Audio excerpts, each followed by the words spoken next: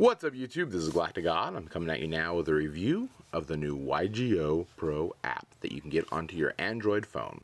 Now unfortunately at this time it is not available on any kind of Apple product, so if you have an iPhone or iPad you won't be able to download this and use this on your mobile device, but thankfully I do have an Android, so I'm going to be able to show you guys what this new app is capable of doing. So you just tap on it right there and it goes into the loading section, and I'm going to go ahead and zoom in just a little bit so you guys can get a better view of what it actually looks like.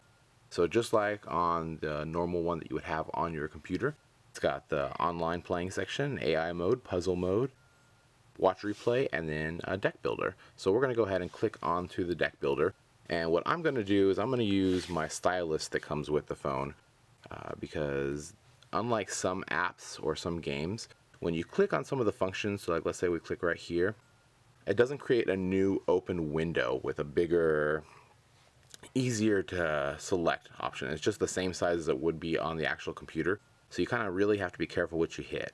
So if I want to go for just monsters, so even with the stylus, it's kind of not the easiest thing to do. And I can select on monsters. So when you're using just your finger, it can be a little bit more of a pain in the butt, really. Then you can go over here and you can click on whatever type or attribute you want. I'm going to click water, for example, and I'll hit search, and it brings them all up over here off the side. This is extremely similar to how it would work in your actual online computer device and the program in that. So let's say I wanted to go ahead and just narrow down the search and look for a specific card. I could go ahead and start typing it in here. So if I wanted to where is, I'm looking at this upside down, so it's kind of a little hard for me. And as you can see, as I start to type out the word, it actually narrows the field down just like it would in the real program. And that way I can go right here to where my treeborn is, and I can just slide them into the actual deck, which is kind of cool. I can go back out here, kind of refine my search.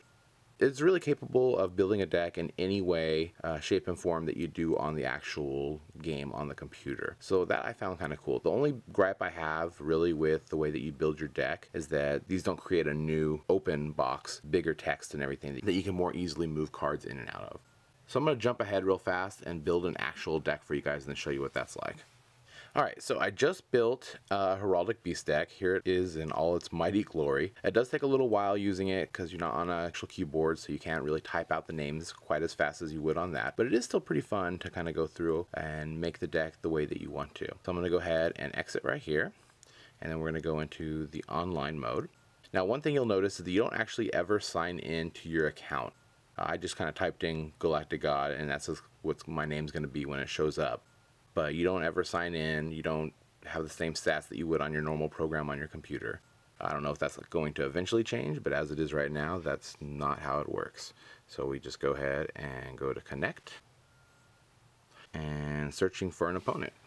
So hopefully we find someone pretty fast, which it looks like we did. And as you can see, I have my Heraldic Beast in there.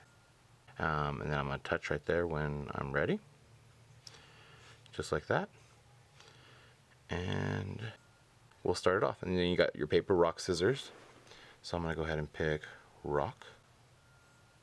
Yeah, I won. Alright, let's see. And so has all the same sound effects and everything. And we're gonna go ahead and play activate. So this is kind of what it looks like. And you just kind of go so forth and so on, kind of like this. So I'm not going to use a full game. So as you can see, it's extremely similar to how you'd play the actual game on the computer. I guess my biggest gripe with the program overall is the one that I mentioned earlier. I prefer that whenever you go to activate something, that it would open a separate window up with bigger text to just make it that much easier to know what you're doing and what you're playing.